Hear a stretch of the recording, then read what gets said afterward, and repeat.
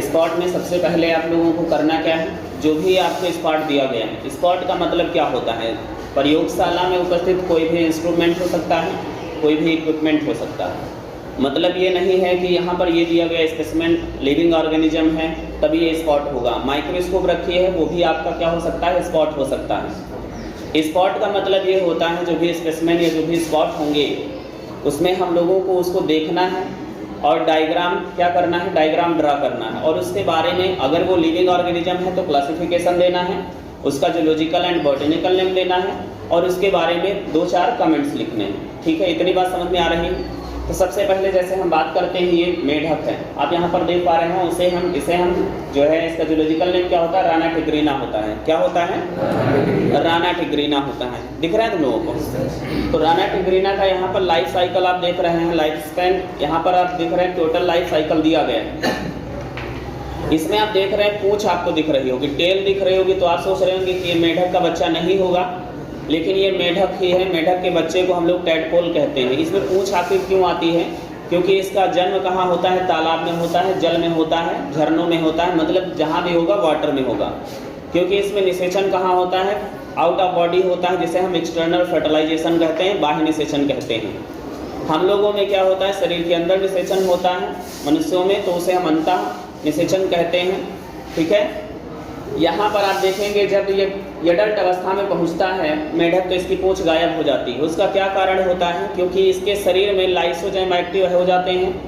जो लाइसोसोम होते हैं, लाइसोजाइम एंजाइम होता है, वो यहाँ पर टेल की सेल को क्या करता है, तोड़ देता है, ब्रेक डाउन करता है और बॉडी में डिलीवर कर देता है, जिससे बॉडी का डेवलपमेंट हो जाता है और पूंछ गायब हो जाती है। क्योंकि अब ये बड़ा हो गया, इसे पूंछ की कोई ज़रूरत नहीं है, अब ये मिट्टी में आराम से चल सकता है, दौड़ सकता है। ठीक है, ये किस संघ का प्राणी होता है, इसे हम क्या कहते हैं, ये कॉर्डेटा संघ का प्राणी होता है, क्योंकि इसमें रीढ़ की हड्डी पाई जाती है। इसके बाद में हम वर्ग की बात करते हैं तो उसका वर्ग एम्फीबिया होता है, जिसे उभयचर भी कहते हैं या जल स्थलचर भी कहते हैं, जो जल और स्थल दोनों पर रह लेते हैं। इतनी बात समझ में आई। अगला स्पॉट यहाँ पर है,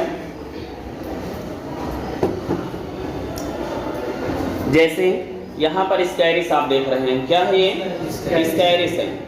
स्कैरिस जो हमारा होता है, ये मनुष्यों या स्तनियों की आंत में पाया जाने वाला एक अंतः परजीवी होता है, जो मनुष्य की आंत में पाया जाता है। ये देखने में केचुआ होता है, इसीलिए इसे आंत का केचुला कहते हैं। ये एक्चुअल अगर जब हमारे शरीर में पहुंचता है तो किन माध्यमों से पहुंचता है, जल के द्वारा पहुंच सकता है, भोजन के द्वारा पहुंच सकता है, अगर हम भूमिगत फल और सब्जियों को खाते हैं तो। सब्जियां जैसे बिना सही से भुने खा लिए, फलों को सही से धुला नहीं खा लिया, तो इसके अंडे हमारे शरीर में पहुँच जाते हैं। और जब ये स्कैरिस जो होता है, इसका जूलॉजिकल नाम स्कैरिस लम्ब्रिक्वाइटिस होता है, इसे गोलकृमि भी कहते हैं। ये हमारे शरीर में जब पहुंचता है तो हमारे ही भोजन का अवशोषण करता है, जिससे हम लोगों को वीकनेस महसूस होती है और क्या होता है, हम लोगों को उल्टी होती है, डायरिया जैसे भी लक्षण हो सकते हैं। इसके उपचार के लिए हम लोग क्या करते हैं, डिकैरिस है, चिनोपोडियम का तेल है, एल्बेंडाजॉल है, इत्यादि दवाएँ खाते हैं। तो इसमें क्या होता है, इसका निदान हो जाता है, उपचार हो जाता है। इतनी बात समझ में आ रही है। चलिए, इसमें और हम बात करेंगे कि ये यूनिसेक्सुलेट होता है, मेल एंड फीमेल सेपरेट होते हैं। मेल हमेशा छोटा होता है और फीमेल हमेशा बड़ा होता है। आपको दोनों स्कैरिस यहाँ पर दिख रहे होंगे। अगला स्पॉट यहाँ पर है,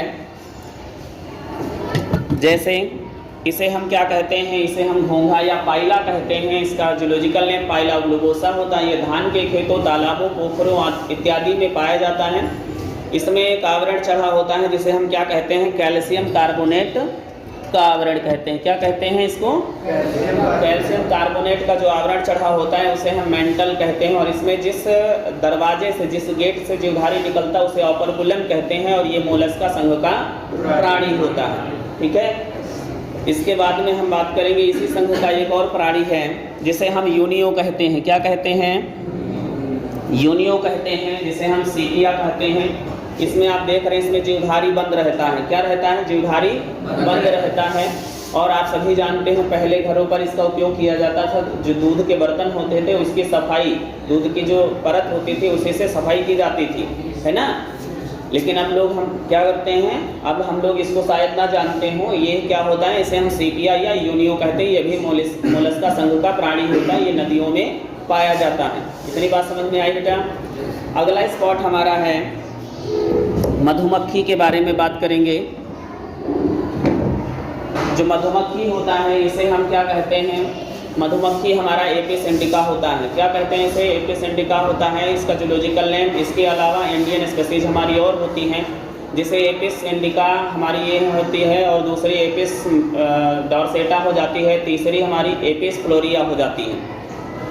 इनका जो है मेन फंक्शन क्या होता है? ये पहली बात तो एक सामाजिक कीट है, इनमें श्रम विभाजन होता है कि कौन सी मधुमक्खी कौन सा कार्य करेगी, और इनका हमारी दृष्टि से ये हमारे लिए क्यों महत्वपूर्ण है? क्योंकि ये हमें मधु तथा मोम देती है। मधु मतलब शहद और मोम देती हैं। इसके अलावा इससे एपिस नामक औषधि बनाई जाती है, जिसका उपयोग एपिलेप्सी में करते हैं। ठीक है, ये मधुमक्खी के छत्ते में एक रानी मधुमक्खी होती है और 10 से 50 तक का ड्रोन होते हैं, जिन्हें हम नर कहते हैं। और इसके अलावा जितनी भी मधुमक्खी के छत्ते में मधुमक्खी होते हैं वो सभी क्या होते हैं? श्रमिक होते हैं। क्या होते हैं? श्रमिक होते हैं। इसीलिए जब कभी भी रानी मधुमक्खी अंडे दे नहीं पाती तो वहाँ के वर्कर क्या करते हैं? उस पुरानी वाली रानी मधुमक्खी को भगा देते हैं और दूसरी वाली रानी मधुमक्खी को लाते हैं।